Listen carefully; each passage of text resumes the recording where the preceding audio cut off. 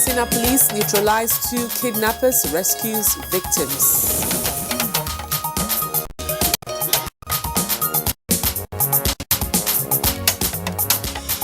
Federal government to provide legal framework for franchise administration in the country.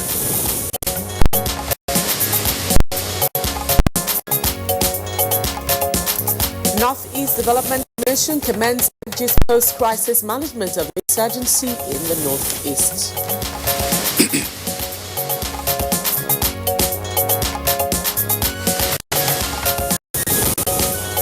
And on Good Morning Nigeria today, we shall discuss the update of the echo current.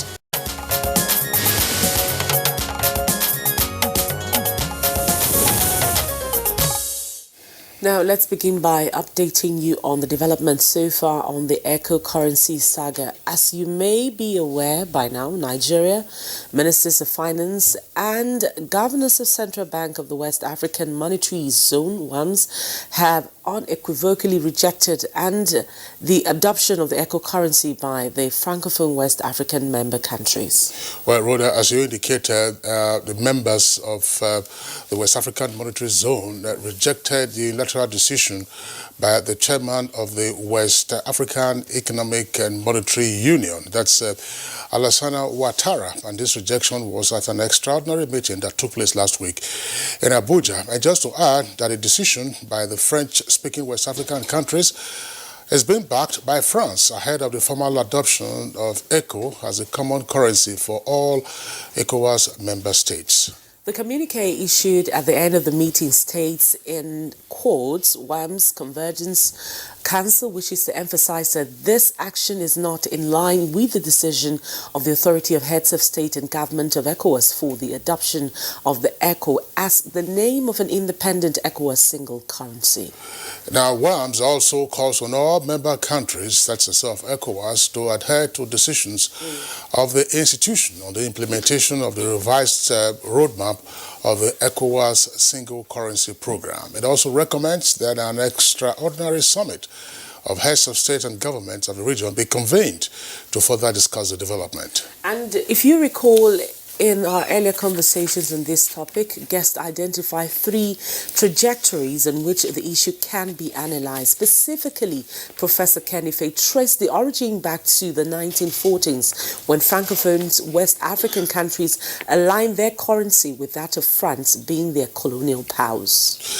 All right, Professor Ife, of course, described the development, that's the move towards an eco currency, as a minefield for Nigeria, and advised that the country take a look at this very critically with respect to formally ramping up the economic integration arising from eco-currency. Ken Okoha, on the other hand, who was also one of the guests, suggested Nigeria should look beyond the economic connotations and, in fact, seek to interrogate further the emerging social and political issues which were not considered previously by the framers of the integration model. Now, from the perspective of the DG Lagos Chambers of Commerce and Industry, the biggest challenge with Nigeria and indeed ECOWAS should prioritize are issues of tariff barriers created by agencies of government, importation and language. So where do we go from here? I mean, what should be the next line of action for Nigeria? On Good Morning Nigeria today, we examine deeper the issues of adoption of the ECO currency by ECOWAS, the rejection of the unilateral adoption by Francophone West African countries, and implication on emerging social and political vagaries in the region. I'm Rhoda Anonim. Thank you for joining us on Good Morning Nigeria today. And I'm Kingsley Osadolo. I join my colleague Rhoda to also welcome you to the program. We are broadcasting, as always, live on the network service of the Nigerian Television Authority. We're right here in our Abuja headquarters studios and around the Federal Capital Territory this morning. It's foggy. So those who are still driving, drive with a great deal of care. We also have our complimentary segments, including newspaper review, sports foreign, and others. In the meantime, let's join our colleague Ifeoma Ojinta for the highlights for the morning news. Good morning, Ifeoma. Good morning, Kingsley and Rhoda. Good morning, Nigeria. Here is the morning news. Issues relating to environmental preservation and sustainability for job and economic prosperity dominated as Charles, the Prince of Wales, played host to President Muhammadu Buhari in Scotland. The takeaway is essentially that the Prince is now committed to helping to, first of all, get experts into Nigeria to assist in certain areas such as reforestation, which is a priority for us, and also ultimately helping mobilizing investors. The strategy that the Prince really emphasized was the possibility of bringing together huge investors. He talked about having the largest pool or conglomerate of investors ever in the world who would be able to carry out actions that will be, friendly to the environment, but as I said, in a sustainable way.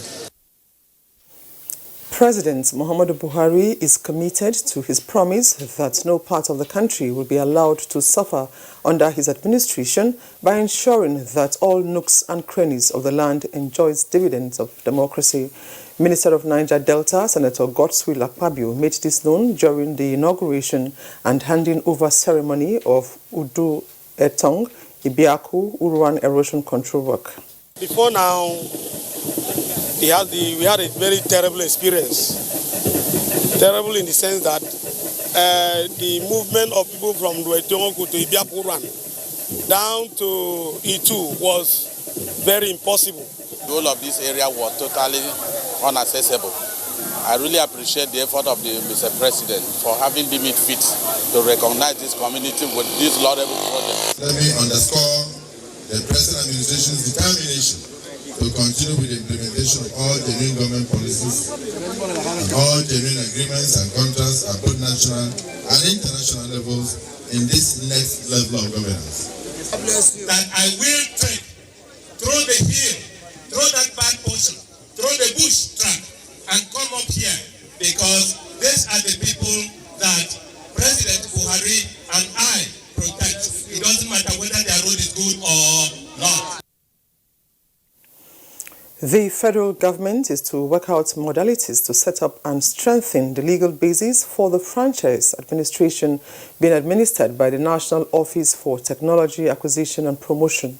Minister of State, Science and Technology, Mohammed Abdullahi, confirmed this among other plans and objectives the ministry hopes to achieve this year, which are essentially focused towards energizing the Nigerian market and economy for job and wealth creation.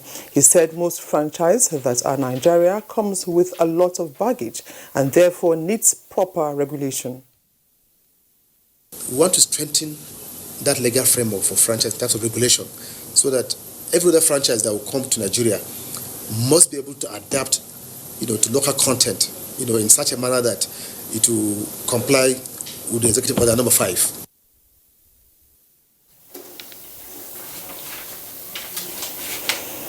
Now, Katsina State Police Command has killed 2 kidnappers and rescued a victim after engaging in a gun duel at Yatalata village in Manufashi local government area of the state. The police also apprehended a kidnapper at the scene of the incident.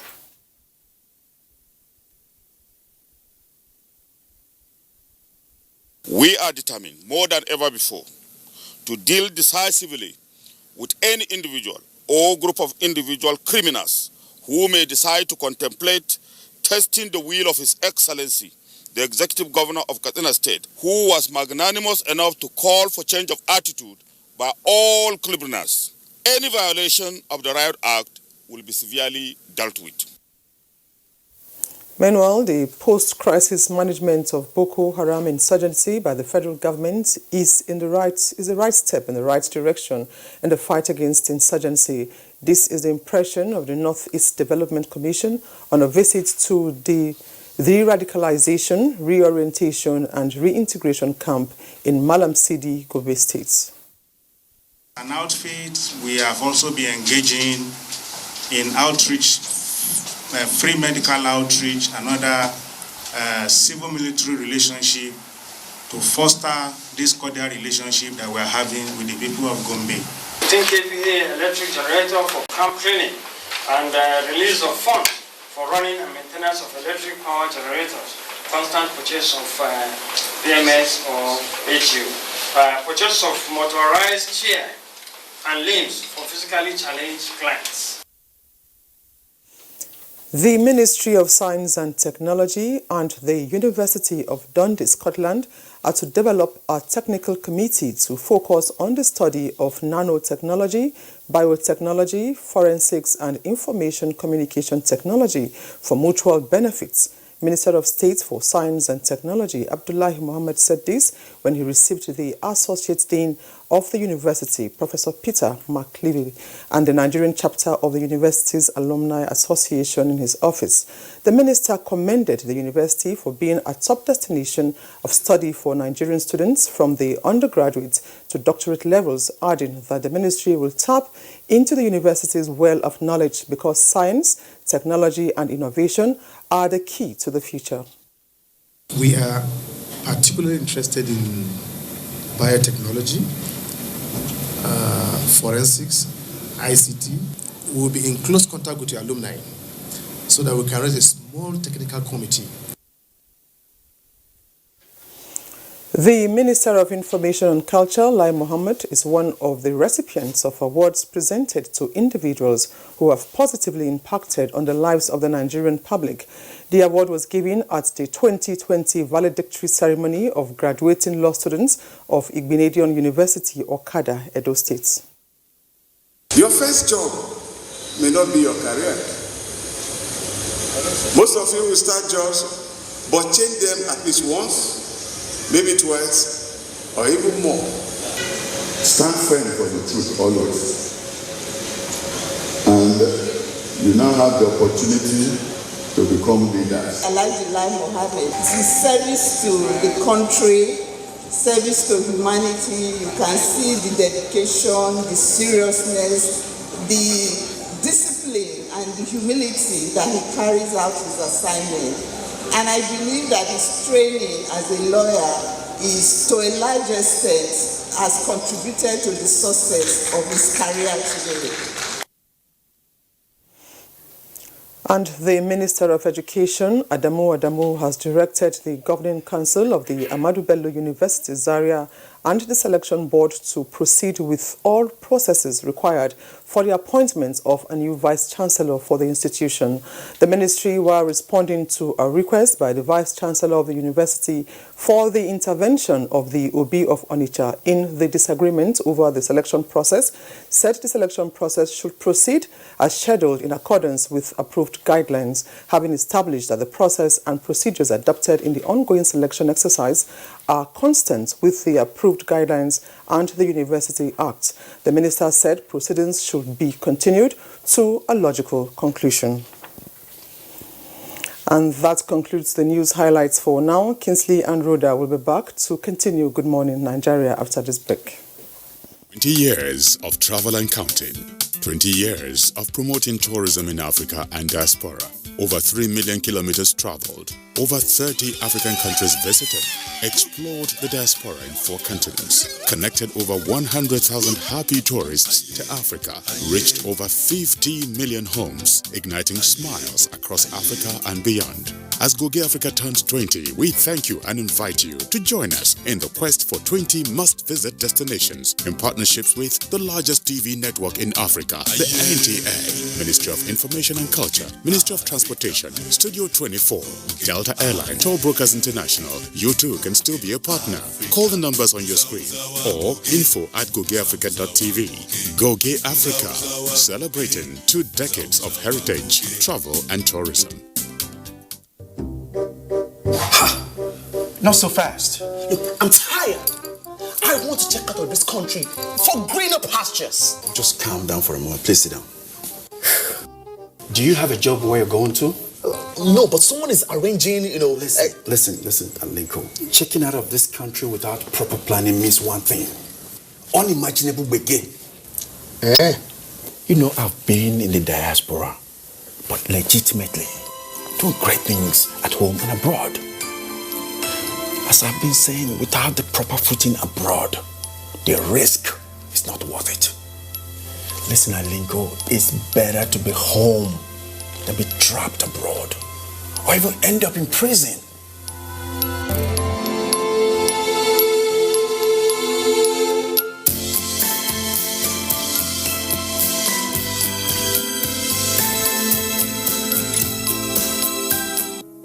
you aware that your perfect family may be under threat by germs? Germs can cause infectious diseases like diarrhea, typhoid, and flu. These infectious diseases are amongst the biggest killers of adults and children. In Nigeria, tens of thousands of children under the age of 5 have died due to diarrhea caused by germs, which could easily have been prevented. These illness-causing germs are everywhere. Dirty surfaces, on cuts and wounds, on your clothes, in unclean bathing water. To protect your family from germs, use the power of Dettol's 1 capful. For surface cleaning, for first aid, for your laundry, in your bathing water, and to protect your family from up to 100 illness-causing germs. Be Dettol sure.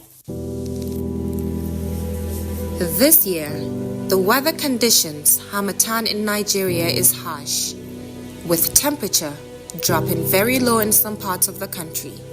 Many underprivileged children are exposed to these harsh weather conditions,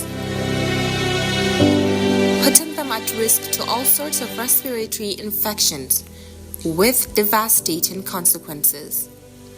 We request well-meaning Nigerians to kindly donate warm clothing, blankets, beverages, soap, moisturizers, and other essential items for the benefit of these children. Get involved to support displaced and underprivileged children exposed to these harsh weather conditions. Powered by Aisha Buhari Foundation.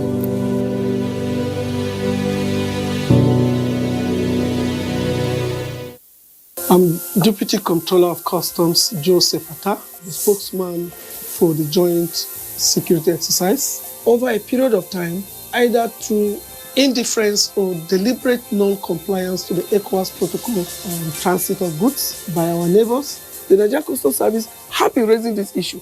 MOUs were signed severally. They were broken as soon as they were signed. We've seized over 32,050 kg bags of rice, and that is a huge impact. And then the fact that the coming in of this foreign rice have been completely shut down. We've gone around, we've received testimonies of farmers who, before now, found it difficult to sell 1 truck on a market day. These people say it now that those who could not sell 1 can now sell up to 20 trucks.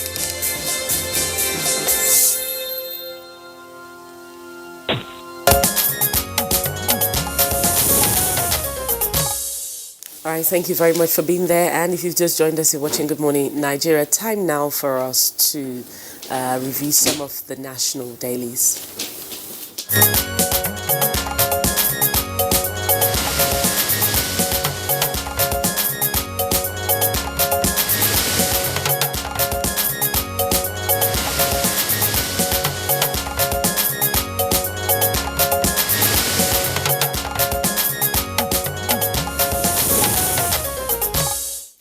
Our newspaper reviewer, Bayo Atebe, is right here with us at the studios. Bayo, good morning and welcome. Thank you. Kinsley, good morning. Good morning, Rhoda. Good morning, Good morning, Nigeria. All right, let's begin with a review of the Leadership newspaper. On the Leadership newspaper, you'll see there, just below the nameplate, Nigeria woos investors to bitumen mining. Nigeria woos investors to bitumen mining. That's below the nameplate. Amotekun, not regional army, says Governor Akeredolu. That's on page 13. The lead story says, federal government exempts school fees, 20 food items from new VAT rate. Federal government exempts school fees, 20 food items from new VAT rate. That's on page 4. Waivers, 3.5 billion naira tax burden for insurance companies. That's the rider to that lead story. And if you come down, uncertainty in Kano, Sokoto, as Supreme Court rules today. PDP protest in states over Imo storms Abuja today. That's a rider to that lead story. Now let's go to the foot of the paper. Almajiris, victims of parental neglect, says Emir Sanusi II. That's on page 34. Almajiris, victims of parental neglect, says Emir Sanusi II. 20 trained coaches to arrive Nigeria this week, says Minister. Construction of Boniyadi Road excites Yobe residents. That's on page 14. And finally, fake abduction, 3 in police net for 10 million naira ransom demand. That's on page 16 of the leadership. Those are the stories trending on the front page. Okay, let's take a look at the Punch newspaper. Punch, above the nameplate, 20 food items, pads and others get VAT exemption. Details on page 31. We are not targeting any ethnic group. Southwest governors allay fears with a rider. Go ahead, let federal government go to court. Afe Babalola tells governors. That's on page 2. 17 soldiers killed, scores abducted in fresh Boko Haram attack. That's page 11.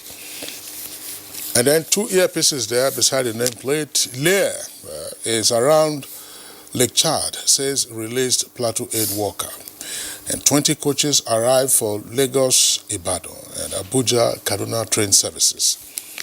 And next story says PDP and APC go spiritual as Supreme Court decides Sokoto, Benue, Kano, and Bauchi polls today. We foresee danger, that's according to Bauchi elders. Kano PDP members pray and fast. And then the photographs there on the front page of the paper above the strip advert says Imo, PDP protests, alleges Supreme Court's manipulation and demands CJN's sacking. That's on page 16. And you can see the protests there from Owerri and Abeokuta. By re-election is certain, declares Obaseki. That's page 10. Use grants wisely or be prosecuted, says Ganduje. And minister directs ABU to conclude vice-chancellor selection. And police arrest cattle thieves, recover 78 cows in Niger. Details on page 8. Bayo. Well, let's start with the development in the United Kingdom today. Nigeria is joining some African countries in the UK Africa Summit to woo investors to Africa. President Muhammadu Buhari is leading the Nigerian team and will be highlighting the potentials that Nigeria has and also happen on the ease of doing business in Nigeria. It's not the first one. Nigeria has been part of the Japan-Africa initiative, Japan-China initiative, Japan-Russia initiative, Nigeria-Russia initiative, as well as Nigeria-Saudi Arabia initiative. All these initiatives, it is hope, will increase opportunities of investment in Nigeria. Meanwhile, papers are happening on the uncertainties that has pervaded the city of Kano and Sokoto. This is owed to the potential that the Supreme Court will be delivering a judgment today. It may be recalled that last Tuesday, after the councils concluded their briefs, the Chief Justice of Nigeria indicated that the Supreme Court will be delivering judgment today. In Kano, you have the PDP's Abba Yusuf, who is challenging the victory of Governor Abdullahi Ganduje. And in Sokoto, you have Ahmed Aliyu of the All Progressive Congress, who is challenging the election of Governor Aminu Waziri Tambuwal. Following the development of last week, in which Governor of Hope Uzodinma replaced Emeka Ihedioha as Governor of Imo State, anything can happen depending upon the facts of law.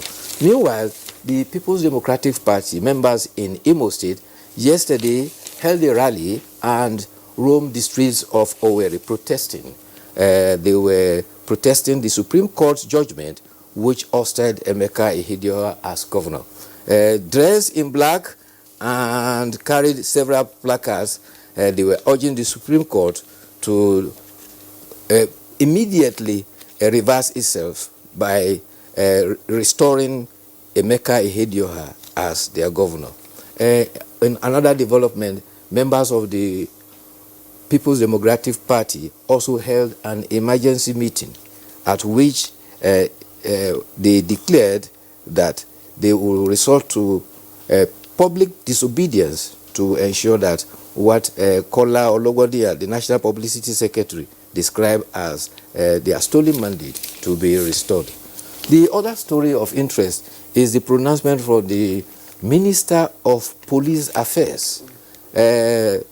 He is talking about the Southwest Security Amotekun and the Minister of Police Affairs gave the clarification while speaking in Sokoto. He says that the intention of the Southwest Security Outfit is supposed to be a support for other security agencies. And therefore, what he described as regional police, he says, is unconstitutional. And he has emphasized that such cannot pass the test of law. However, if history is anything to go by, in Kano State in 2003, Governor Ibrahim Shekarau assented to a law of the Kano State House of Assembly establishing Hisbah. The Inspector General of Police then, Sunday Hidero, declared it as illegal. Subsequently, on February 7, 2006, the commandant and chairman of the Hisbah and his deputy were arrested in Kano and brought to Abuja.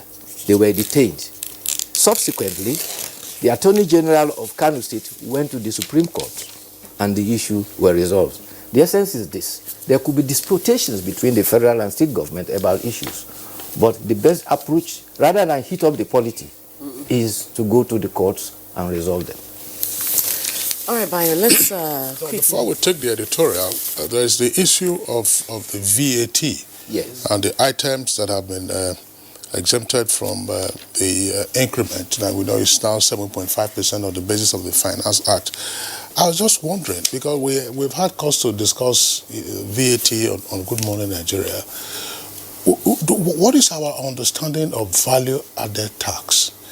I know that sometimes we make the absolute comparison, as it were, with other African countries and say, oh, elsewhere VAT is 15%, elsewhere is 30% or 20%, and so on and so forth. Now we are told that, okay, school fees for nursery, primary, secondary, and tertiary fees have been exempted from VAT. What is the value added to school fees? In the first instance, why should there be VAT in the first instance on school fees?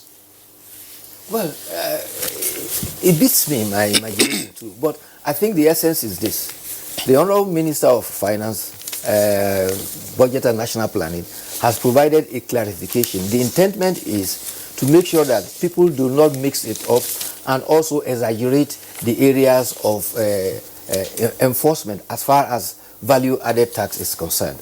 Value-added tax is universally, world over, a system of government trying to get revenue for its development programs, and it is strictly for itemized consumer items. It is when you consume those items for which value is added that you pay those tax, and it is paid at the point where the purchases are made.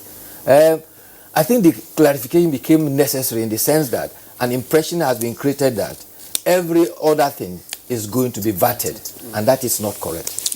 Well, yeah, as I said, I mean, the explanation is why, when we are seeking, is why were you going to have school fees as part of VAT? Now, there's even more challenging thing, likely, is the items that are now exempt from VAT. Those items include food items, additives such as honey, bread, cereals, cooking oils, culinary herbs, fish, flour, starch, fruits, fresh or dried, live or raw meat and poultry, milk, nuts, roots, salt, vegetable, water, that's natural and table water, locally manufactured sanitary towels, pads or tampons. Okay, fine. Now I go to the supermarket and I pick a wide variety of items. So at the till, is it going to be my responsibility now or that of the checker to select the items that are VATable and the items that are not VATable? And what kind of clumsy transaction would that be? I'm just wondering. Or yes. On the shelves, are you not going to indicate on the shelves or on the aisles to say these items? Of course, if you go to the liquor section, you would know that those items are VATable. Or beverages, you say, okay, these ones are VATable. But, excuse me, I buy, the product names. Series, conflicts by whatever name, and any of those beverage drinks, you also know the names. So beverage drinks, are they exempt from this one or series? If I buy conflicts and I buy beverage and I buy sugar, which one are you going to VAT? I see the challenge for the endpoint cashiers because usually what the cashiers usually do is to ensure that they tally all what you have purchased and at the end punch the VAT and the percentage rules all over. Precisely. Now from what you have pointed out, the challenge will be that you probably will have to list the non-VAT items and pay for them separately while you pay for the VATed items separately. Otherwise, there's no way you are going to have a mix. You can avoid the mismatch in items that are VAT-able. VATable. And you sure that there will be long waiting lines. As you want to say, they argue, no, this one is VATable, the other one is not. So whose discretion will it now be to identify the one that is VATable and the one that is not Initially, VATable? there will be this clumsiness, but as time goes on, I think they will buy it and we'll move on. Brian, let's take our editorial. And the editorial is on the implication of the Finance Act. And let me just take a few paragraphs. It says, President Muhammadu Buhari on Monday, January 13, 2020, signed the Finance Bill into law, paving the way for the implementation of its provision. One notable provision of the Act is the increase in the value-added tax from 5% to 7.5%. Well, let me now go to the bottom. It said it's a welcome development, but government must, however, ensure an equitable balance between what it takes from the people through tax and what it gives back in terms of development. In doing this, there's every need to ensure that corruption and waste is tackled in the system so as not to jeopardize the notable intention of government. VAT is a revenue for government. Yeah. And the innovation this time around is that when the 2020 budget was presented, it went with a finance bill. And with it ascended to law now, it is going to also set parameters for development projects, for VAT, and several other initiatives of government. And it also offers an opportunity for people to use that finance law to hold those in government accountable to their promises according to the 2020 budget. However, like you pointed out, one cannot run away from the fact that there has always been concern that tax and revenue generated for the purposes of development sometimes get frittered away. And that is why this administration is happening on the war against corruption. If it succeeds, and I think it is succeeding, we'll be able to eliminate revenue meant for development that is frittered into private pockets. All right, Bayo, thank you very much for being with us this morning. Hopefully we'll see you again tomorrow morning. Thank you very much. All right, you're watching Good Morning Nigeria. We'll take a break. When we come back, of course, we'll begin our conversation segment where we're looking at an update on the echo currency. So stay with us. Nigeria is our country, and it's the only country we have. Irrespective of religion, tribe, the heroes of our past did their best to take Nigeria to where it is today. It would be unfortunate, I repeat, unfortunate, absolutely, if we don't keep Nigeria intact. We must put our differences behind. We must let everybody know that human beings cannot live together without some differences. But at the end of the day, our country is Nigerian. It must always come first. Get ready for the Unity Challenge reality TV show. Coming soon.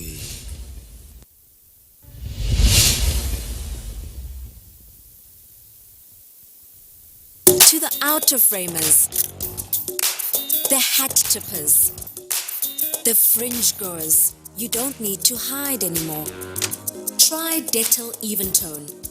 It cleans and helps to reduce the appearance of blemishes caused by oil, dirt, and germs, giving your skin a healthy feel for an even better you. Introducing the new Dettol Even Tone Pink Glow. Healthy skin feel for an even better you.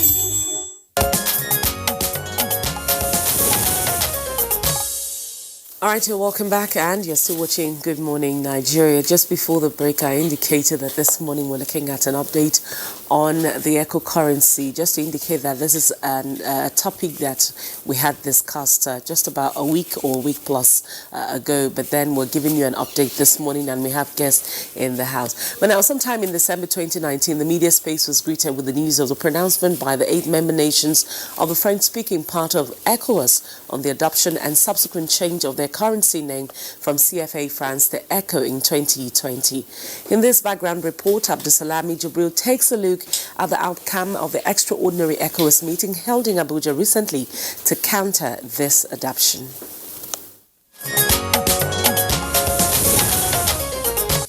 In December last year, Côte d'Ivoire's President Alassane Ouattara and French President Emmanuel Macron announced that the CFA francs, which had been in place since 1945, would be discarded and the ECO adopted by the 8 francophone countries of ECOWAS member states.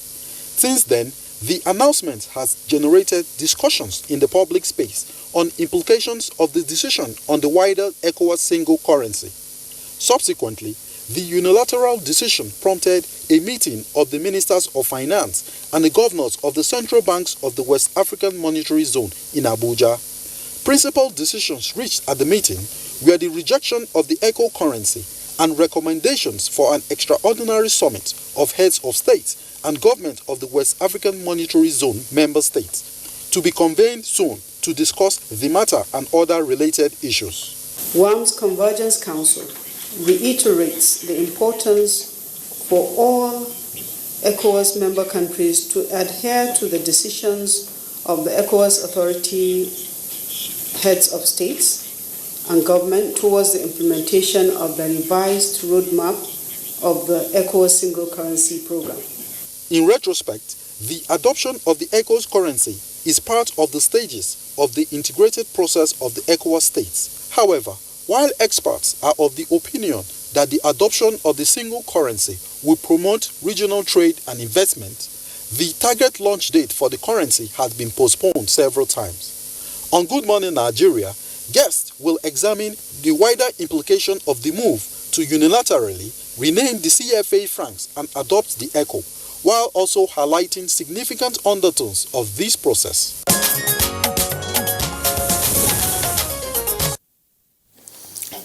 All right, thank you very much, Salam Jibril, for that background. Here with us in the Abuja studios, would like to welcome Dr. Chijioke Ikechukwu, who is the former Director General of the Abuja Chamber of Commerce and Industry. It's my pleasure. Thank you very much. My pleasure. Also here with us in the studios is Professor of Economics at the University of Abuja, Nazifi Darma. Prof, pleasure to have you with us on the program. Good morning, and good morning, Nigeria. And also here, another familiar face on Good Morning Nigeria, Dr. Emeka Okengu, a development economist. Pleasure, sir. So it's an honor to be here. Good morning, Nigeria.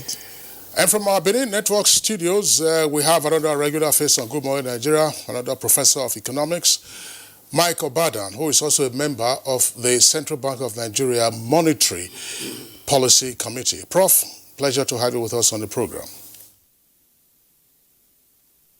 Thank you very much, Kingsley. Good morning, Nigeria.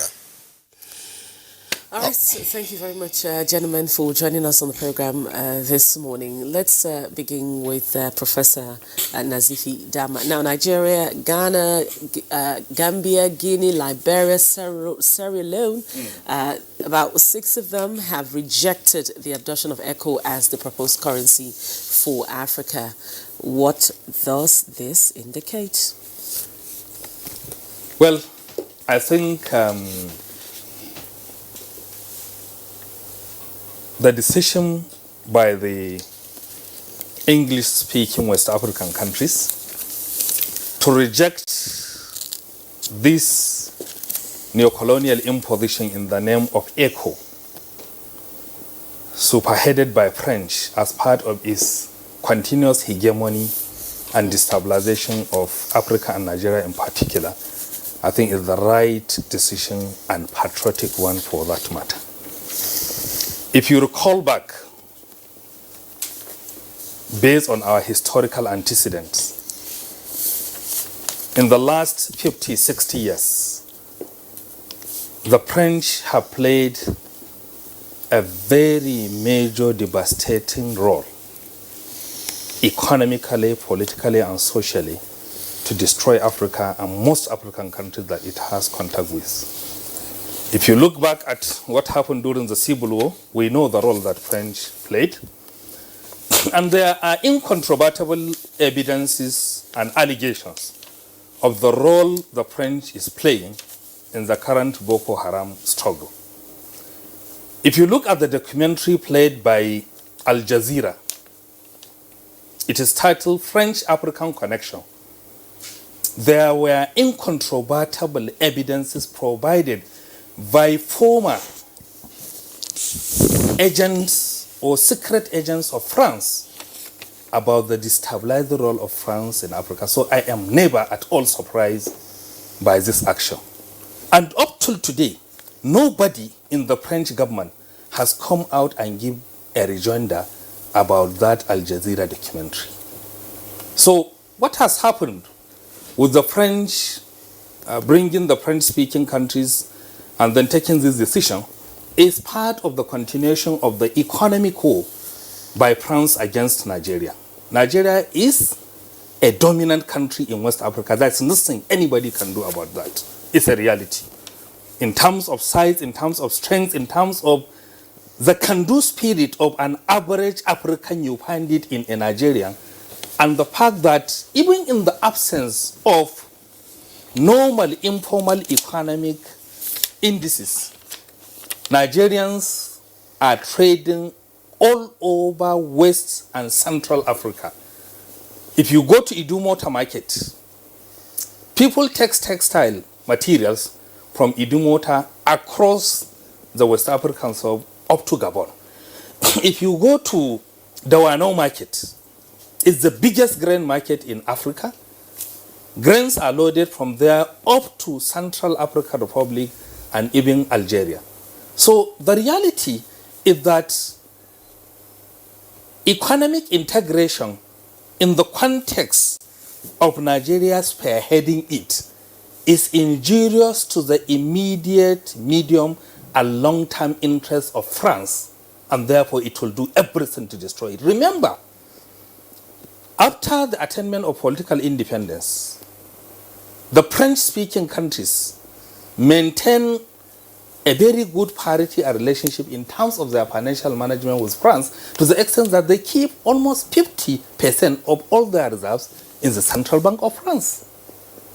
And literally, something is almost being continued under the so-called ECO that is being adopted. So it is not surprising at all that this is being done. So what is most important is that in the context of this, which I am absolutely happy that it has happened, it is now left for the English-speaking West African countries to wake up from their deep slumber and realize the long-term treachery that France and their French-speaking neighbors have been doing against their economic interests. Remember, literally all our neighbors are French-speaking, and all of them have violated inadvertently and on a continuous basis the ECOWAS protocol of origin relating to imported goods. And they have used their borders, they have done so much into our economy, they have destroyed Nigerian economy persistently and continuously, and I think it is now for us to wake up from our slumber, take action, be patriotic, and safeguard our long-term economic interests in the face of continuous hegemony by France using proxies that are our neighbors. Professor Dama, thank you very much for the opening salvo. Let's bring in now Dr. Emeka Okengu. Eco currency for West Africa as proposed by the heads of state and government of the ECOWAS International Institution. To be or not to be? Thank you very much, sir. Let me start with one very popular phrase in the army. It's called catch-22. What people call between the devil and the deep blue sea. Which either way you go, man will die. For me, to drag it or stretch it a little bit from the point that Professor Nazivi had taken it, we must be very, very careful. A common currency is good, is needed, is needful. And if we understand it very well, I think the major issue here is that do we understand what we're up and against?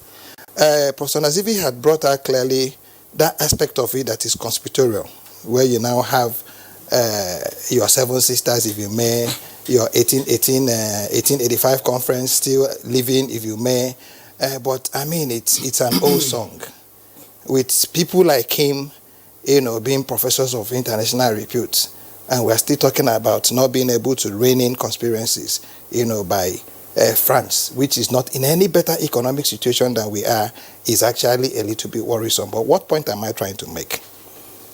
I think that this is targeted at AFTA. And I think they are bringing in the catch-22 situation. Okay? Start a fire, expect a response, and then make certain that Africa does not turn into a common market. And I'm going to say this based on one very popular statue. And each time I'm in Europe, I look at that statue. It's a statue in front of the United Nations. You see that guy with the sword? Okay? And with the hammer. Go and look at what is written under there. He said, let's turn our swords into plows. Never again shall Europe, face any kind of threat. I'm trying to paraphrase it. So whatever it is that we're seeing today, the Boko Haram angle to it, the Seven Sisters angle to it, a country that means little or nothing into it, is not even the Euro Secretariat that is even now proposing this, is Macron, who comes to Lagos to dance Awilo and eat pepper soup and says to you that he's a Lagos boy. We must be able to think this a little deeper. In saying no to a common currency, okay, what are we saying yes to? And if we are saying yes to a common currency, what are the chances and the risks therein contained? And this is where I think the challenge of this discussion for today, I think, is supposed to be deepening it. We must be able to look at it very clearly. And probably along the line, go as deep as looking at Rothschilds. Are we certain that the French or Macron is just not the sound of a Rothschild story that everybody talks about? Are we certain that what's happening today is not intended to make certain that the so-called breakup being envisaged that was to happen in 2015 hasn't been triggered? Because, take it or leave it, Nigeria is the largest, biggest economy in the whole of Black Africa. However, what drives this Nigerian economy? Is it our capacity to be able to sustain production? If we're talking about a currency, something must support your currency. Everybody talks about the e-governance and e-commerce. I think in trying to process this, we're going to be finding clearly that if we can play right, this might be an opportunity for us to be able to reverse, the fortunes of Africa as a continent. But if we play into the hands of these people, I see us losing, more than we're going to gain by this just very simple, loud no, okay, as a position.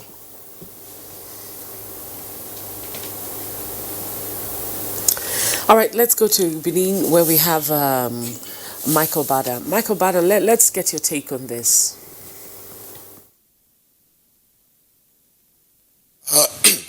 Thank you very much, Rhoda.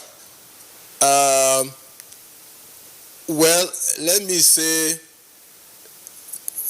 that whether the ECO currency is to be or not to be, in the context of its original conception as a sub-regional currency for the 15 ECOWAS member countries, will depend on many factors, the latest of which is the unilateral declaration by the Francophone group, the West African Economic and Monetary Union, through the president of Cote d'Ivoire and the president of France, to the effect that the ECO is now being adopted or will be adopted or will replace the CFA franc.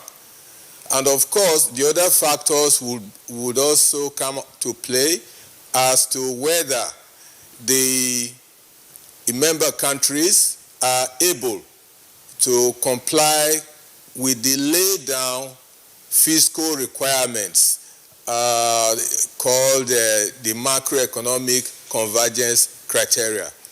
Well, all this while, progress has been slow in the implementation of the roadmap aimed at bringing about the single currency. And progress has been slow for various reasons. But as at last year, as Kingsley rightly said in the opening statement, the heads of state, the authority of heads of state and government of ECOWAS formally adopted the ECO as the name for the single currency envisaged for the entire sub-region. The name has been floated for quite some time, since the early 2000s with WAMS and all that, but it was formally adopted last year. Now, with the latest development of unilateral declaration, then further doubts have been created as to whether the goal of a monetary union, single currency, will be realized, in ECOWAS.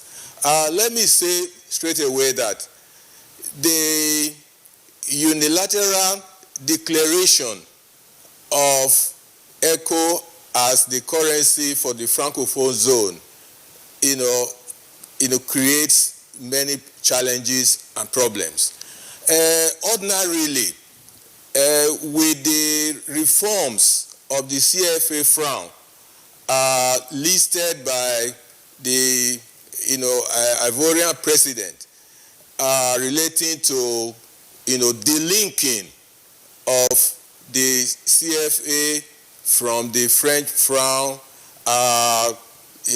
abolishing the deposit of 50% of the various countries' reserves with the French treasury and all that.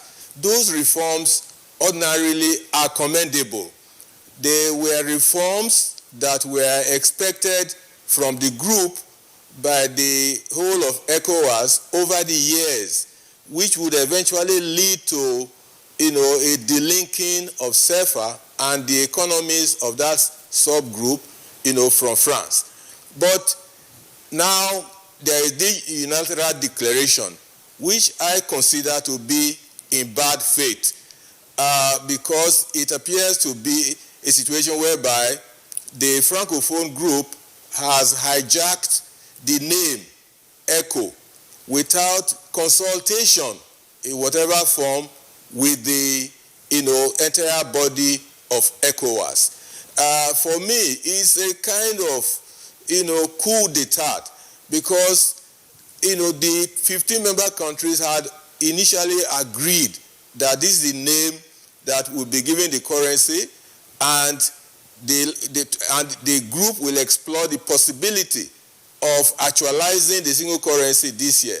And so for them now to come in and then on their own say that ECO is the name of CFA, raises many questions and casts further doubts on the viability of the single currency project in the sub-region.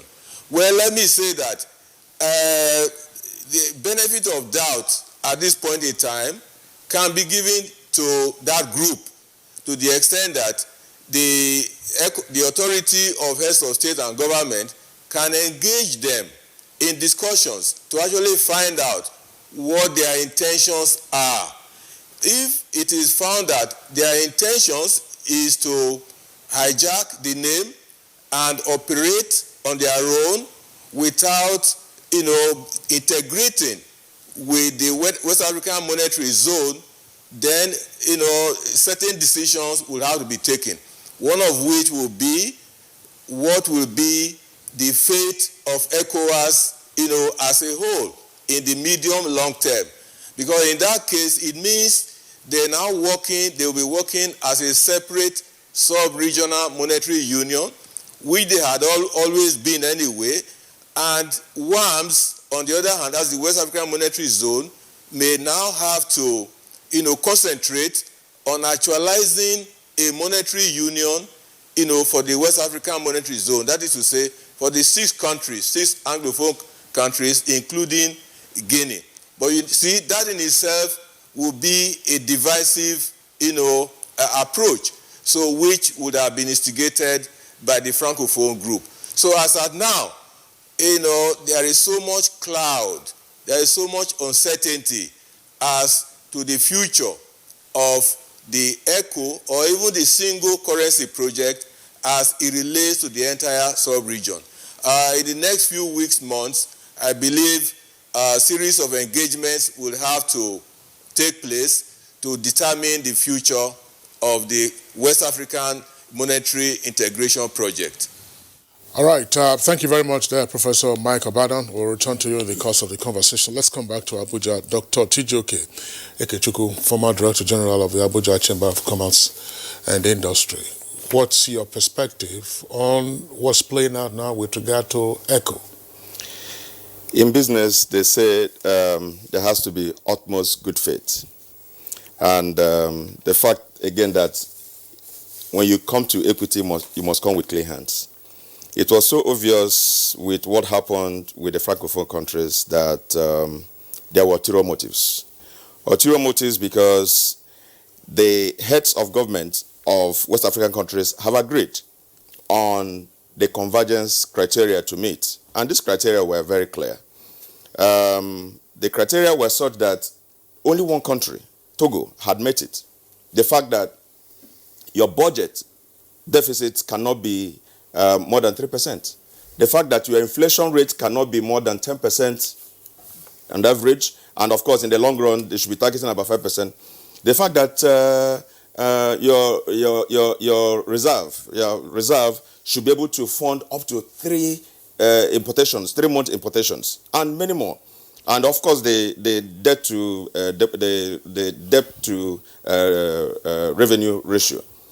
Now, all these things were said, and in all these things that have been said, no single West African country had met it except Togo. And so for them to just adopt this name, coming to the ECOWAS agreement, then means that we need to look at the ulterior motives of these countries, especially with their relationship with France. We are not oblivious of what France has been doing with all the Francophone countries, and of course taking opportunities and taking advantage of most of their needs in the past to be able to take 50%, like the Prof said, 50% of their deposit, their reserves in France. Probably one could see that France is just targeting or playing a particular role here to be able to get the foreign reserves of all these African countries, all these West African countries again. And so the involvement of France is that aspect that we are not comfortable with, Nigerians are not comfortable with. And if there must be any move made in this single currency, it must be championed by Nigeria, the largest economy in Africa. And of course, indeed, the largest economy in West Africa. So if anything has to be taken, any decision has to be taken, it has to come from Nigeria. And not for these West African countries, Francophone countries, to come and want to give, say, by 2020, their names will change. The name of their currencies will change. So I am thinking, of course, it was necessary that they went back to say, we are going to meet again. All the heads of state of West African countries will meet again to think about this. And in thinking about it again, we need to look at possibilities of whether we indeed need this single currency. With all the efforts made by these countries, do we really need it again? And if we need it, what is in there for us? Everybody's talking about integration of West African trade. Everybody's talking about ease of doing business within West Africa. What volume of trade and businesses have we been doing with these countries? And has it been a net, a deficit trade, or we're doing a surplus trade with them? And so, even if it's any of these two, we need to look at it again. Do we really need to get into this single currency, or should we just get back and continue with what we're doing? I'm sure when they meet again, these are the things, the considerations they're going to give before thinking about the possibilities. Because I do not see the possibility that France will just hands off completely. Even if they hands off, they're still going to use some stooges somewhere to do it. You know, many times they still think African countries are still as backward as we used to be. We have come out of all those, and we need to get it clearer now. Okay. Thank you very much, Dr. Chijoke. Professor Nazifi Damal, let's come back to you. Managing political economy can often be very challenging. Dr. Chijoke has referenced the phrase utmost good faith, or ubere my fide, as is often referred to in insurance. Here we are, the authority of the heads of state and government of all the member states of ECOWAS agreed to say, look, this is what we are going to do. And the name we are going to use from 2020 will be ECHO. Yeah. And now, after that, some of the members of this same ECOWAS gather together and now say, no, from 2020, our own name will change from CEPHA and now become ECHO. I was just wondering, considering some of the monetary alterations that they have had, or monetary policy changes that they have had, particularly in their relationship with France, is this just a play on name? And if so, why provocatively do so? Well, thank you very much, Kingsley. But before I answer your question, let us take a look at retroactive analysis of the convergence criteria. There is an issue relating to total indebtedness as a proportion of GDP, or sorry, budget deficit as a proportion of GDP, which should be within a threshold of 3%. The issue of inflation, which maximally should not be more than 5%. And then the issue of proportion of total public expenditure devoted for payment of salaries, which shouldn't be more than 35%. Now, if you look at all these macroeconomic criteria, in the last 20 years, a lot of the countries have achieved some and have failed in some. But if you look at each and every one of them, in the context of what has happened with this coup d'etat by France, is a wake-up call, particularly for Nigeria and the other countries, to put their economies in proper perspective. The reality is that the world is continuously converging toward cooperation, and therefore ECOWAS cannot be left aside. But in the context of what has happened, just like what Professor Obadan said and what my colleague Chijoke said, we don't need to rush and take decision. We need to have deep-rooted thinking and analysis as to what can we do to strengthen our economies internally to make sure that the individual 6 countries that have been left out of the ECO can now be able to achieve those convergence criteria, and then possibly what new name of currency can be adopted by the 6 West African countries that have been sidelined with the adoption of the ECO. But importantly, as I said, achievement of all those macroeconomic criteria predicates a very good internal economic management, which literally most of the West African countries have failed. And if you put your economy in proper perspective, it is easier to achieve those convergence criteria and be able to work as a team toward a single currency for the English-speaking West African countries. Because the reality is that we have historical linkages that you cannot root out that have been destroyed by colonialism. You could remember, I told you, my maternal granddad, his grave is in Abidjan because of his trading base, which is in Ouagadougou, Burkina Faso. And you have so many other things like that across the West African sub-region. So I think it's not something we need to rush, but importantly, I think it has given our economic managers an opportunity for us to have deep-rooted thinking of what we can do to strengthen our economies internally and then achieve the convergence criteria and come up with a strategy for a possible alternative to ECO within the 6 West African countries that have been sidelined.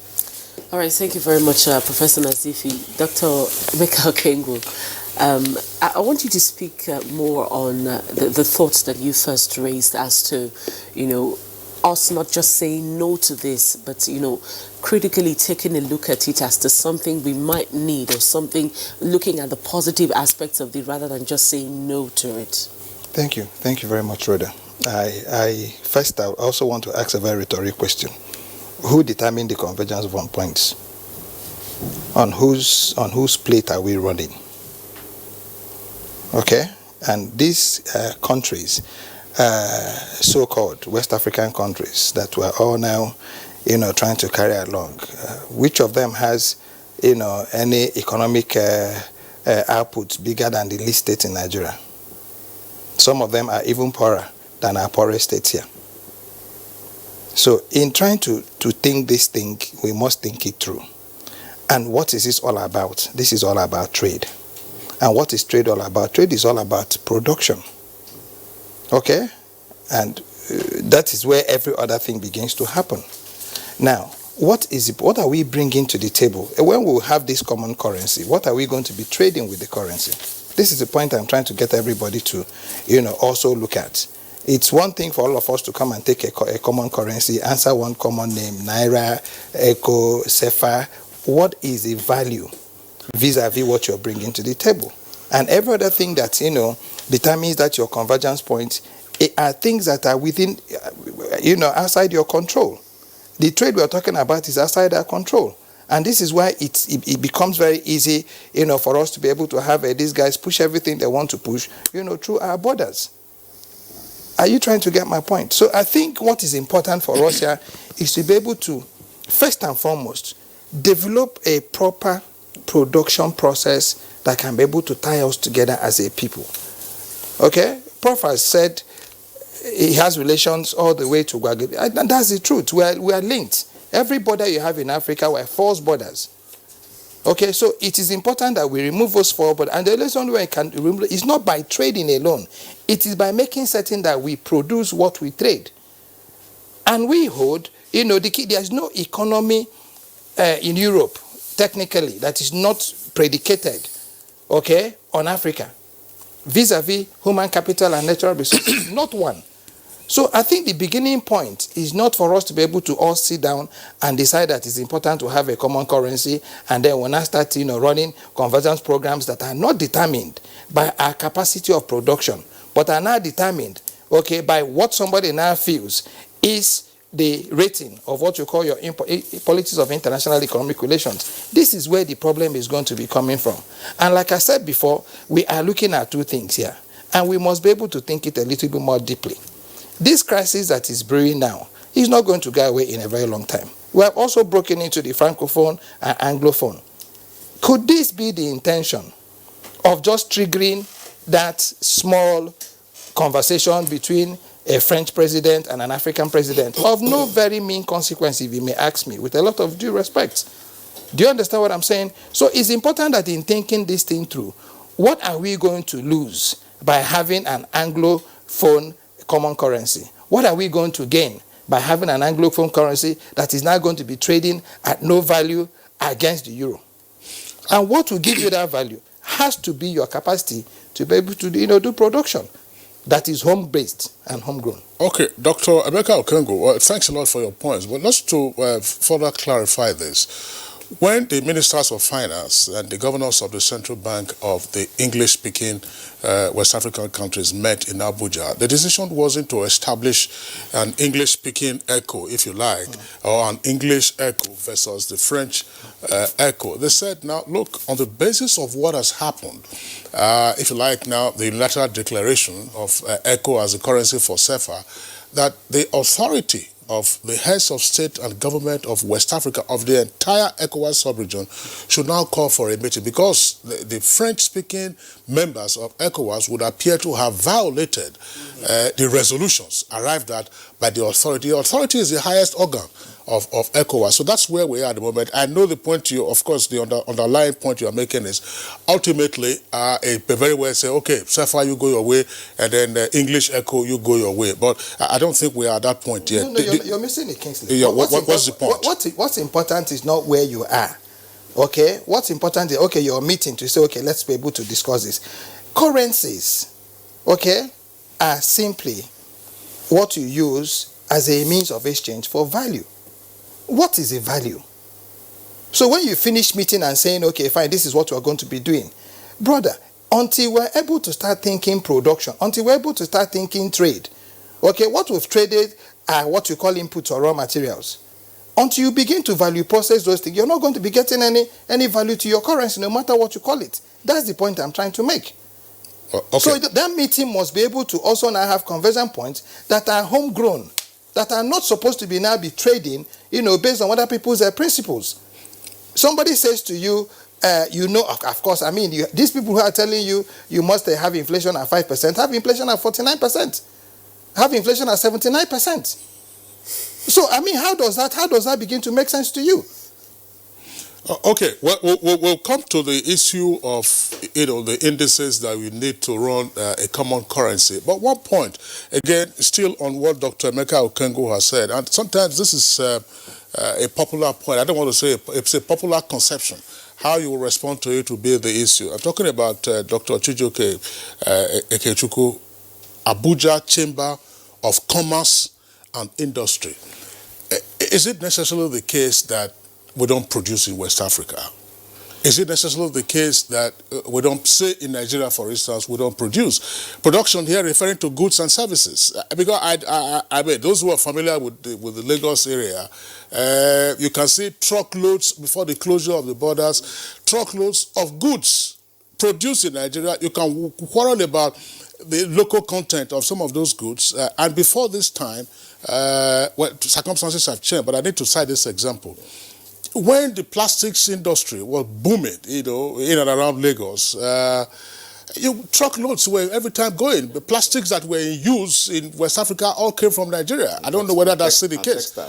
Textiles, slippers, and all kinds of things. They may not have been heavy-duty goods. In terms of services, there are other things. So, respond to that. Is it necessarily the case that there isn't much production happening intra-West Africa? A lot is happening within West Africa, in fact, within Nigeria.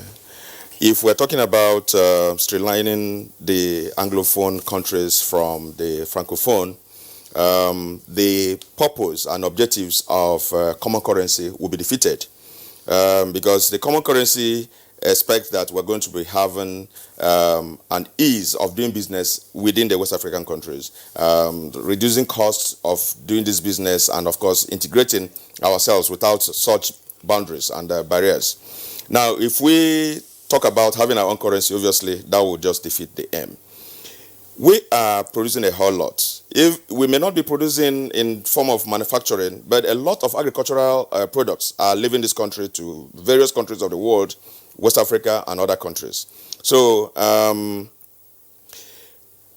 we cannot say, I don't want to agree that the ECHO has been dropped, or from your intro when you said it was dropped by the last meeting. No, they are only saying let's get back and talk about this furthermore and see what we're going to get out of it. The ECHO has been on the drawing table for such a long time, for up to 30 years or more. And so the benefits of ECHO or the benefits of a common currency have been considered before that decision was taken. And of course, we know the benefits countries that have common currencies have been having.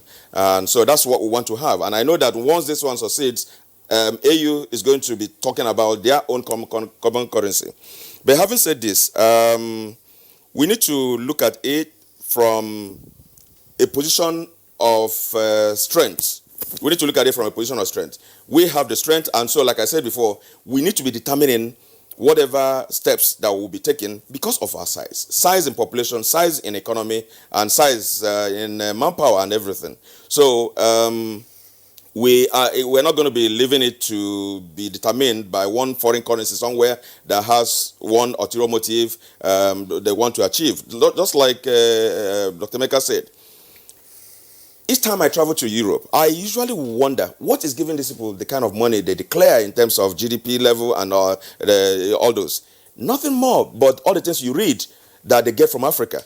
Look at all the things happening in Nigeria, and of course, once any African country discovers oil, you will see an European country come immediately and start the processing of that. And so that is just how all these things are playing out.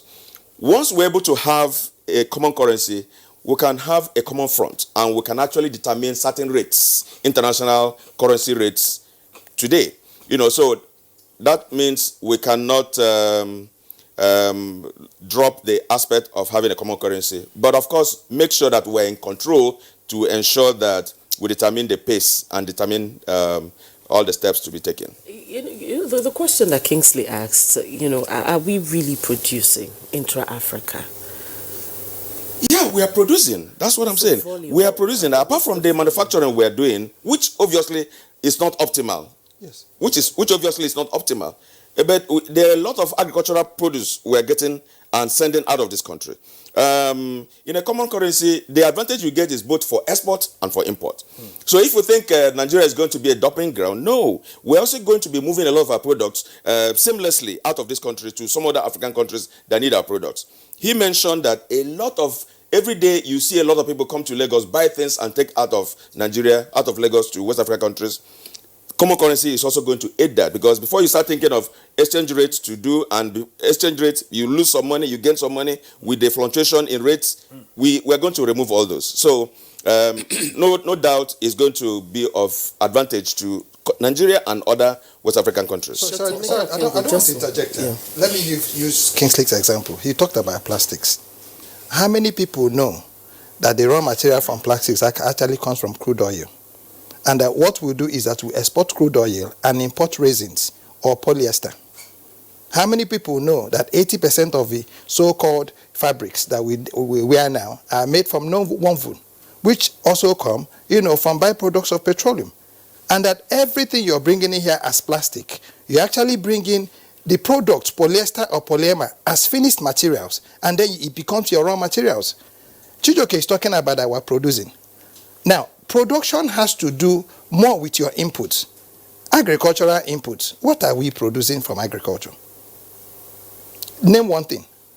We have just managed to get self-sufficient in rice after a long struggle.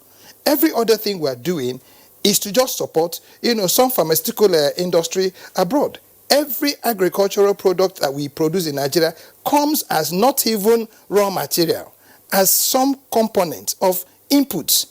And then when they go out, they look at your cocoa and your chocolate, rather. What are we producing? What you're just doing is valorization. At the best, make it seaworthy, and then comes back, and then you start trading on the produce that should have given your currency the value in it to be able to negotiate on that table. That is called the politics of international economic relations. Yeah, well, Dr. Emeka Okongwu, thanks a lot for your points. Don't forget also what you said earlier, that look, in taking a holistic view of the eco currency, we also must have a future view of things. We aren't likely to remain like this. If our petrochemical industry, if our refining processes were much better, say in Nigeria, who says that we cannot be supplying lubricants to the rest of West Africa, for instance? I mean, the petrochemical industry at the moment is working, but what is the extent of that they are able to function? But still, there are other issues appertaining to a common currency. That's why we're returning to our Opinion Network studios. Professor Mike Obada, you'll be listening to the comments and counter comments here in the Abuja studios. I was just wondering, 2020 was the year, I'm saying was now, on the heels of the developments arising from French-speaking West Africa, for the formal takeoff of the eco currency. Unfortunately, other than the politics introduced by French-speaking West Africa, we hadn't even totally met the convergence criteria. In your opinion, what else should we be doing before we now say, all right, there's a political will to launch this in 2020, but unfortunately we aren't there yet, so we'll have to hold back?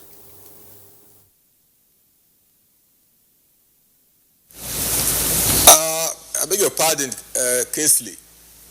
Can you recast your question, please?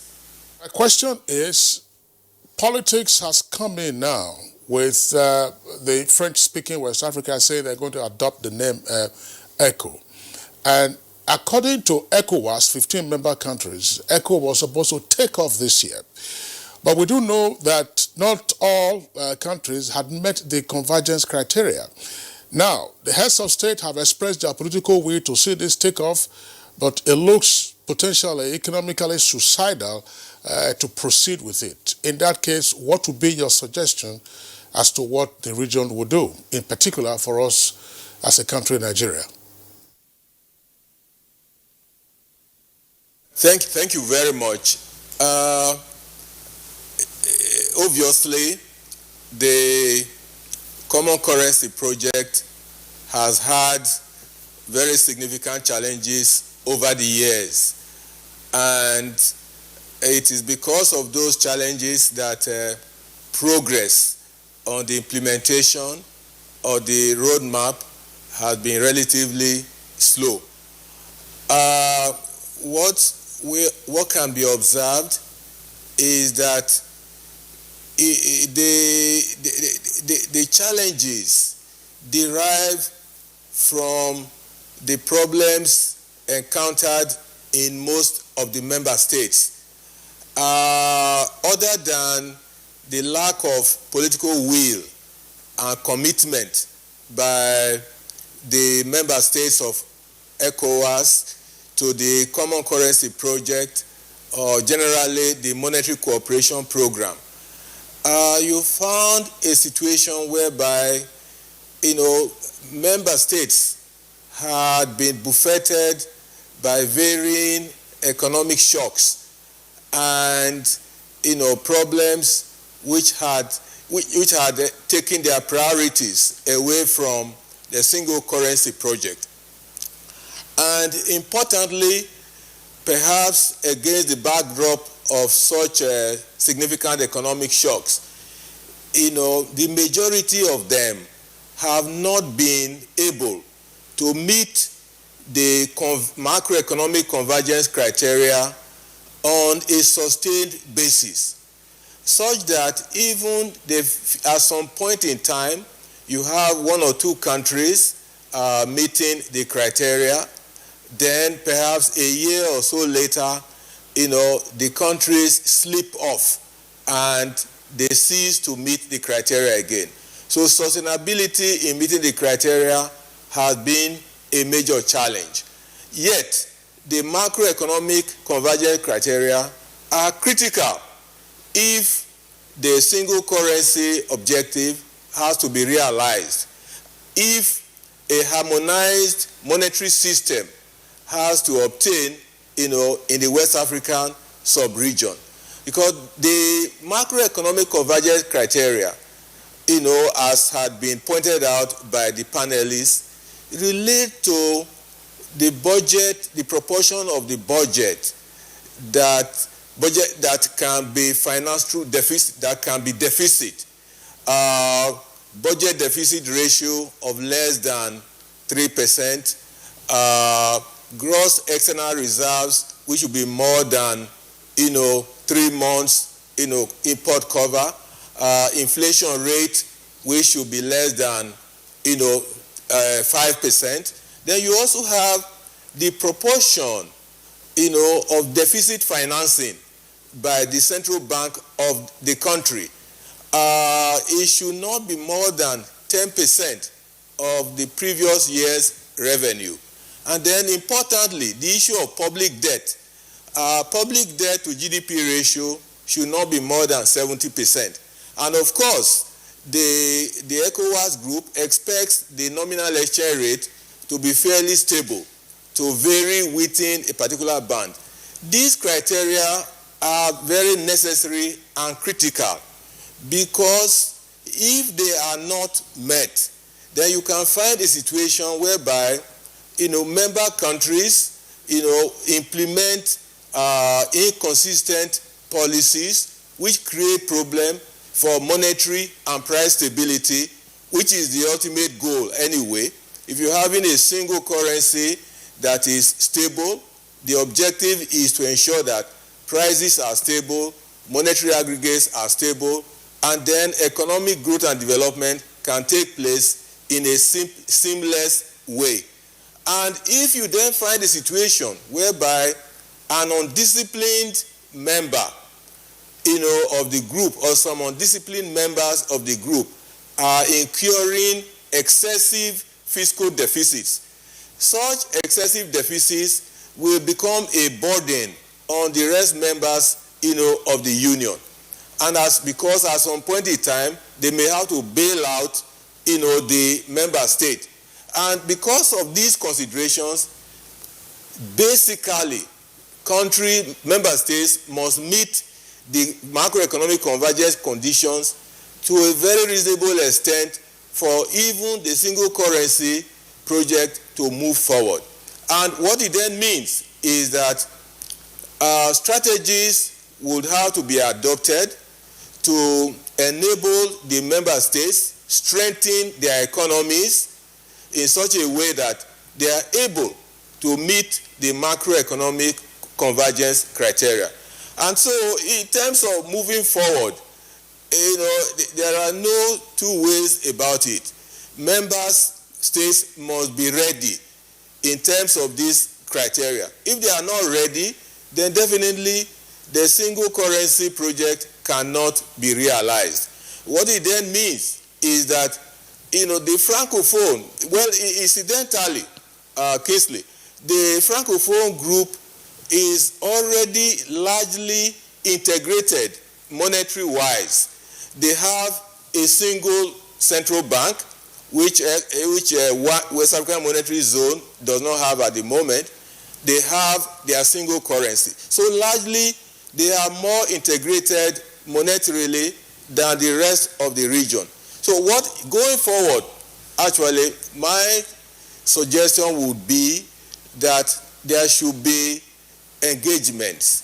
If the intention of the Francophone group is not to secede and be on their own, then the authority of heads of state and government should engage them to find ways, of bringing them back into the loop, such that, the heads of state group will also examine the extent to which those countries in the group have met the convergence criteria on individual basis, not as a group. And then, of course, going forward too, if the Francophone group, that is to say the West African Economic and Monetary Union group, will have to work with the rest of ECOWAS, then the question of linking their own ECO with the euro should not arise. They will have to delink, and it is the responsibility of the ECOWAS group as a whole to determine the kind of exchange rate, whether to have a central rate which does not have a link with any external anchor or currency, or they will also decide whether to have a central exchange rate in the sub-region which has a link with an external anchor. It could be the dollar, the euro, or the special drawing rights of the IMF. These will be decisions that will be jointly taken by all and not necessarily by one subgroup, of the sub-region. Thank you very much, Professor Michael Baden. Thank you for your thoughts there. We'll take a break now, and when we come back, we'll be taking your tweets. Some of you have sent in your tweets already. If you have any questions, you have comments, you have contributions on this issue, you can send us your tweets via our Twitter handle at NTAGMN. We'll take a short break now, and when we come back, Good Morning Nigeria, continue. Stay with us.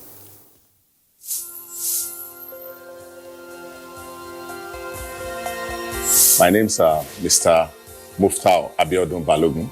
We started this business 4 years ago, and this is the production outlet where we do about 4,000 to 5,000 birds per day. With the closure of the border recently, we've been experiencing massive surge in demand.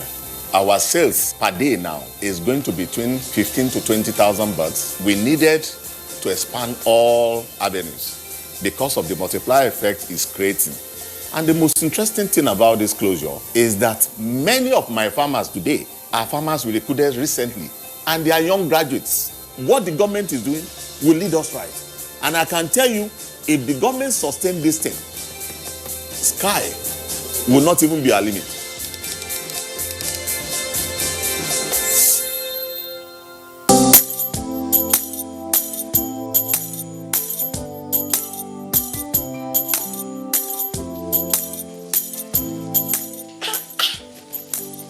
Why don't you people sell imported materials here?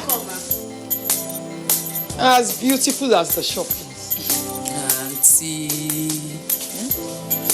buying foreign goods does not help our economy. Neither does it boost local production. And the good thing is Nigerian-made products are high quality. And to make Nigeria great again, that is why I only sell made in Nigeria products. Because change begins with me. I'm convinced. Change begins with me too.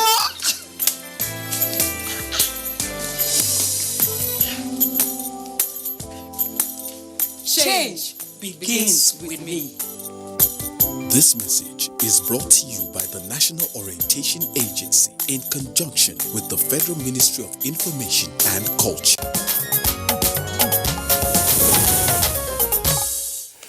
All right, you're welcome back here, and it's still Good Morning Nigeria live on the network service of the Nigerian Television Authority. As my colleague Rhoda indicated, we have a number of tweets already, and we'll take those tweets now. Abdul, while I agree that we should have a common currency for ECOWAS, we should not allow ourselves to be recolonized economically. I suspect a powerful country trying to destabilize English-speaking West Africa. Akejo Olagbaju says Nigeria and indeed other Anglophone countries are right to reject the early adoption of eco currency. The Francophone countries shouldn't be also blamed for earlier declaration because of the pressure of her citizens to quit a CFA, which is tied to the vulgarity of the euro. That should be the volatility, I believe, of the euro. The Amogbola Babs, eco-currency is a no-no. It's an agenda surreptitiously fostered on Francophone countries that will see France dictate the pace of their economies. It's good Nigeria turned it down. This one is from Etim. Etim says it's an opportunity for Nigeria to dump the ECHO project, not just because of the French sabotage, but also because it is a very complex enterprise. Dele Jack Solomon, can we say that the introduction of ECHO as a sub-continental legal entity is politically and economically motivated, considering the tensions between Nigeria and her neighbors, which include Francophone Benin and Niger, following Nigeria's decision to close its borders as of August last year? Idongesit Williams says the real impediment to trade in the region is not the lack of single currency, but that countries do not have much to trade. West African countries must reform their economies with diversification and added value industries. That's the only way. Mike Ayankwo, I want to state categorically that Nigeria should reject in its entirety the eco-currency regime. The adoption of this currency, instead of helping us, will exacerbate our economic challenges. It will lead to hyperinflation and make nonsense of the cashless economy CBN is working very hard to achieve. Law Alpha C tweets, it says, enough of that big brother Nigeria, that Nigeria seems to be playing in Africa at the expense of majority of its citizens suffering untold hardship, and it's unfortunate Nigerians are being discriminated against, mostly in Africa. Akinade, Nigeria should not join. It will affect our Naira value the more. And Chris Simeon tweet says, I said it earlier, ECO single currency adoption only favors Francophone countries of ECOWAS. Nigeria and other non-French-speaking countries of ECOWAS may experience shortcomings in their trading activities if this single currency is adopted. Sonny Michael Amakoje, the level of knowledge gap in Africa is overwhelming. Why must any country therefore be forced to accept the eco currency? Even in Europe, there is Brexit. We need to upgrade our mentality instead of dwelling on other issues. Ibrahim Tudu tweets, he says, is this eco currency by force? I don't understand. French CFA francs under the guise of ECOWAS single currency? Me, I don't support economic terrorism. Abubakar Muhammad, I concur with Professor Dama on his view that this eco-currency program is in French interest. We don't have to follow the interests of France because they have already destroyed our economy.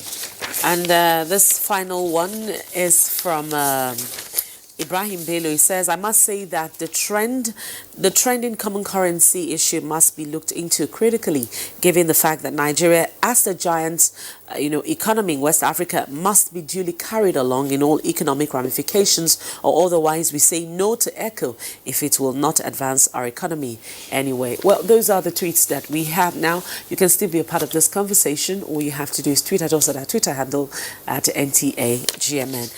Gentlemen, Professor Nazifi Dama, what happens if the Francophone countries decide to go ahead with their decision? What could likely happen?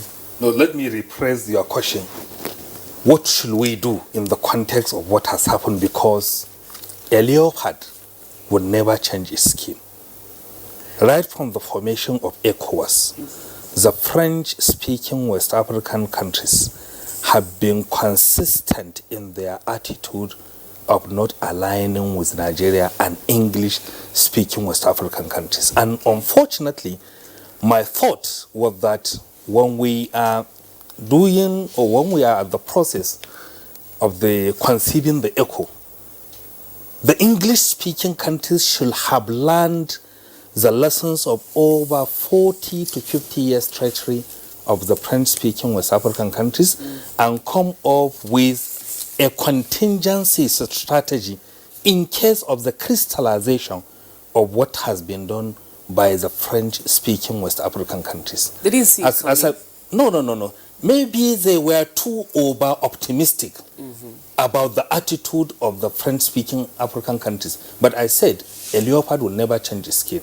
So the reality is for us, for me, this happening is a very, very big opportunity to wake up the can-do spirit in the 200 million Nigerians. Let us work in the next 10 years to create a $2 trillion economy. Every of the single currency convergence criteria revolve around domestic production characterized with value addition, satisfying domestic production and exportation. Everything about commonality of trade starts from your ability to produce domestically. We have one of the most fertile land, but importantly, we have one of the most resilient, hardworking, dedicated people you can ever find in the world. So what we need to do is to use those advantages. Our political leaders, particularly His Excellency Mr. President and the governors, to sit down at National Economic Council, not for one day. I am suggesting for a consecutive 3-day meeting. How can Nigeria be able to survive on its own in the face of this? How can Nigeria dominate West Africa and counter French economic conspiracy? How can we be a force to be reckoned with by everybody in West Africa and Africa, whether they like it or not? Because if you have the economic power, there is no way anybody cannot relate with you. And we have the strength, we have the potentiality. Every single state you take in this country, with the fertile land that we have, with the millions and millions of arable unutilized land we have, with the projected increase in the demand for agricultural products that are mostly not of synthetic nature, but on the use of I am forgetting the word talking about organic produce. Organic, yeah. We can produce so much organically, not to export raw, but to add value to it. I was with Emeka in the Committee of Ministry of Agriculture. Somebody told us that he gave out his land in Benin, and they grow cashew on it. He don't know how much they are earning, but on every single tree, they are giving him 10,000 naira rent per year. Just cashew. On every tree? On every single tree that they grew on the land. So if you have a land... Did you say Benin? Did you say Benin Republic or Benin. Edo State? Edo State. Okay, all right. So, Professor, just hold on a second. Let me no, just so Professor Abada is also in Benin. Prof, after this program, I think I have to take a flight, to meet you, so that we can make this arrangement. So look at the demand for sesame seed in the Middle East region. That's right. Look at the demand for goat. Saudi Arabia is demanding to import goats. 3 million pieces of goat. They went to Gambia. Gambia told them that they have only 4 million population of goats. Look at the potentialities. But you see, individual Nigerians, however resilient they may appear to be, there is a limit to what they can do in the absence of organized political leadership that provide the needed policy, drive, and motivation. And we need this from our political leaders so that at the end of the day, the issue of having low inflation, once you have strong domestic productivity, you will have low inflation. The issue of import cover, once you have strong domestic production capacity, you will be able to have so much important reserve and you can be able to import everything. But we cannot continue to be an import-dependent oriented economy when we have one of the best potentialities for local production, processing, and exportation. All right, Professor Nazifi Dama, thanks a lot for that wake-up call, as it were, arising from the challenges the launch of EcoCurrency. I was going to be tempted to go to Professor Obada in Benin, not with regard to the cashew cultivation, but we'll take that up after this program. But Emeka Okengo, I know that what Professor Nazifi Dama has said is in sync with your thoughts. So if there's any addition you want to add to that, give us some VAT on that. Yes, it's not only in sync with my thoughts. It's not only in sync with my thoughts. It's also the only way to go. We must be able to not also use a sledgehammer to kill an ant. Because when you're talking about a country like Benin Republic, please just think about Yobe State. Okay? When you're talking about a country, these are the people who are going to be sitting and voting. You're talking about countries like Guinea and et al. I mean, without any disrespect intended. Okay, if you're remembering the fact that for every black person you see, they say 8 out of every 10 are Nigerians. You're talking about a country that has 81 million hectares of arable land. Now, there are 4 things, rather, that decides what to... As a young person, I flew to England at 7 naira in Nigerian Airways. At that time, the dollar was exchanging for 1 naira or 70 kobo to $1, and 1 naira for £1. Okay, I did. And something was happening. It wasn't because we were a beautiful country. It was because we had, agroforestry producing cash crops that were in very high demand. Timber, cocoa, palm, et al. Where Kingsley comes from, if you wanted to lie to somebody that you had traveled abroad, you enter into NIFO and take photographs. Nobody will believe that those photographs were taken in Nigeria when NIFO was working. Now, what am I trying to say? There are 4 things. I used to play tennis on the very good courts of NIFO. Beautiful. There are 4 things. This was in the 70s, though. Yes, there are 4 things you need. Yes, there are 4 things you need. You need to be able to now determine your revenue, because that's what gives you your place in the policies of economic relationships. 1 is what you call your natural resources. 2 is what you call your human resources against your human capital. 3 is what you call your technology. 4, like Professor Dama has said, is what you call your value processing. Now, this and then it begins to now grow your competitiveness, or what you call your market share. You know the truth, rather. A new thing is happening now.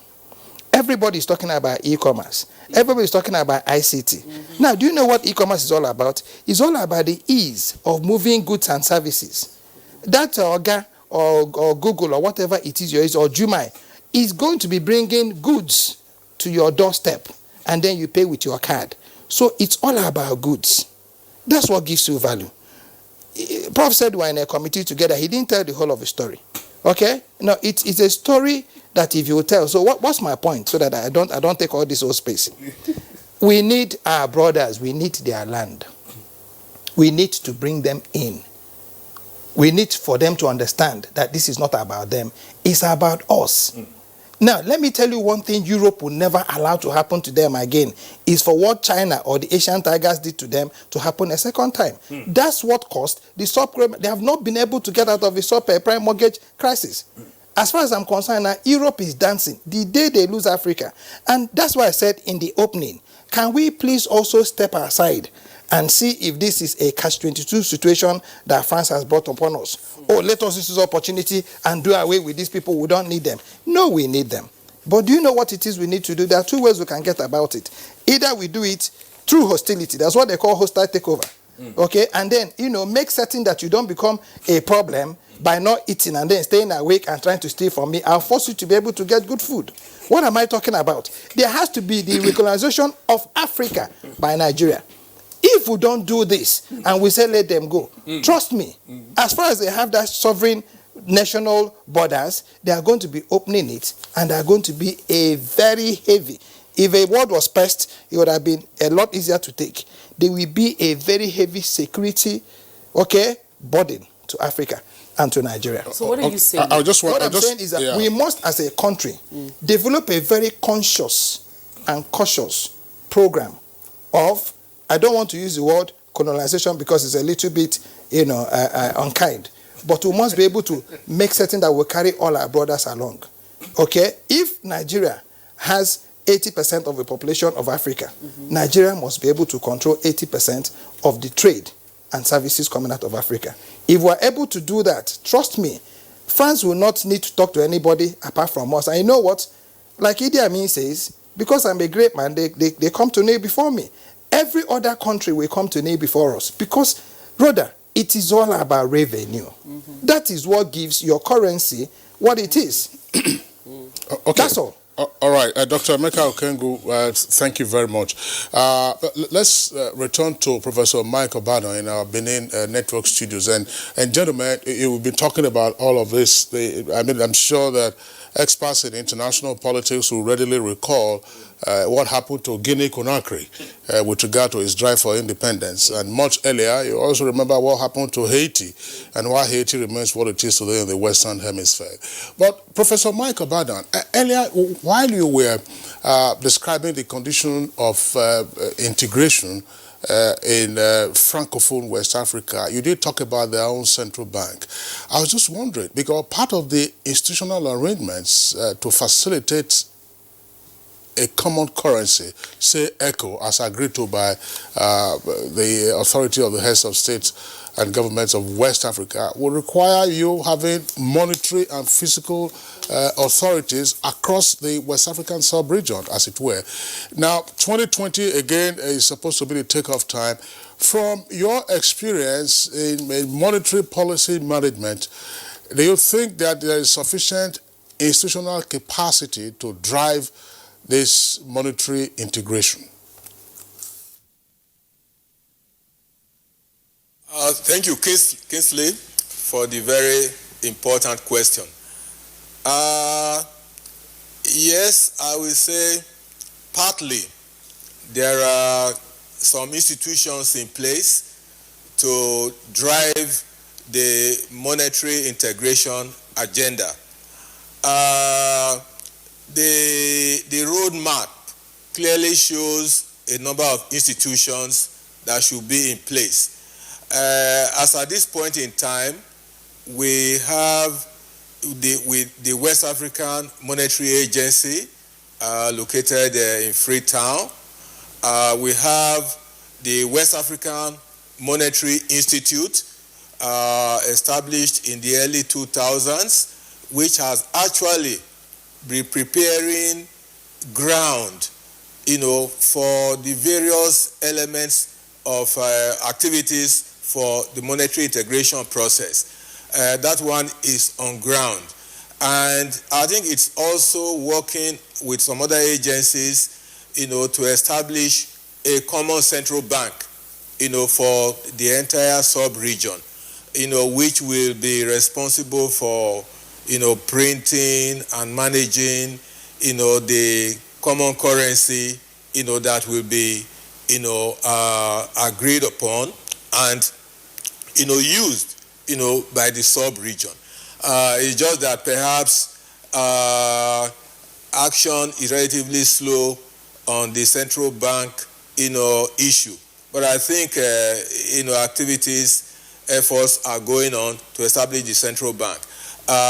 that in itself, would cover the entire sub-region as envisaged. You see, the Central Bank for the West African Economic and Monetary Union, or Francophone Group, is for that group, and is the one issuing the CFA franc, for that very group. So, as it were, most of the institutions are in place. I also recall that the Convergence Council is also in place. That is actually the institution responsible for monitoring the degree of compliance of member states, with the macroeconomic convergence criteria. So most of the institutions are in place. It's just that, like I said before, the member states have shown continuous inability to meet the convergence criteria. And that is where, the economies need to be strengthened so that they can all be on the same pedestal. Otherwise, the single currency objective will not be realized. Maybe I should just add, Kingsley, that the single currency project is a project of the entire ECOWAS sub-region, and it is in the interest of the sub-region to have the single currency topping all the other activities. It is the ultimate in the monetary integration agenda. But the hijacking of the ECO currency is not in the interest of the entire ECOWAS sub-region. It's in the interest of, the Francophone group and France.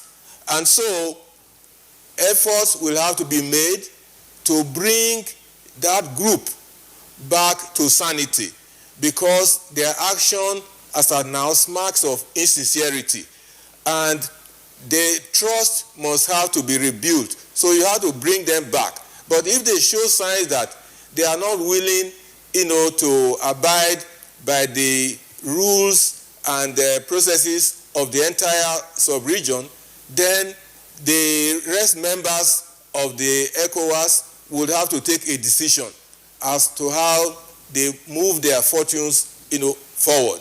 I think that's a very important thing. I think that's where I spoke before, because it all depends on the attitude of the Francophone group from now on. If they show cooperation, they should be able to swallow their ego, which is their characteristic problem, and then join forces with the rest members of the ECOWAS group to move the entire sub-region's agenda forward. But where that one is not forthcoming, the rest members should be free to take decisions that will promote their own interest.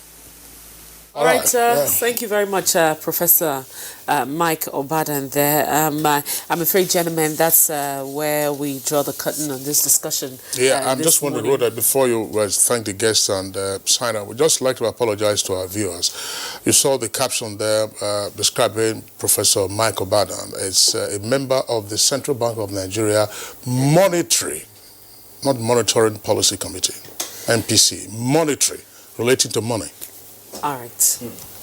Thank you very much. Let's, on that note, we want to say, gentlemen, I'm very sure that as the ECOWAS heads of states reconverge for another meeting, of course, the subsequent meetings will get some more update as to what would be done. And I'm very sure that we'll be back on this discussion very soon. And I hope that by at that time we'll have you guys join us again. All right, so on that note, I want to say Chijioke, Dr. Chijioke Ikechukwu, he is the former DG of the Abuja Chambers of Commerce and Industry. Thank you so much for joining us. Thank you very much. Also, a very big thank you to our regular on Good Morning Nigeria, Professor Nazifi Dama, Professor of Economics. Thank you so much, Prof. Thank you very much, and may Allah bless Nigeria and Nigerians. Thank you so much. And of course, Dr. Emeka Okengu is a development analyst and of course farmer. He's also a farmer. I don't know why I always forget that. And also a farmer. Thank you so much for coming on the program this morning.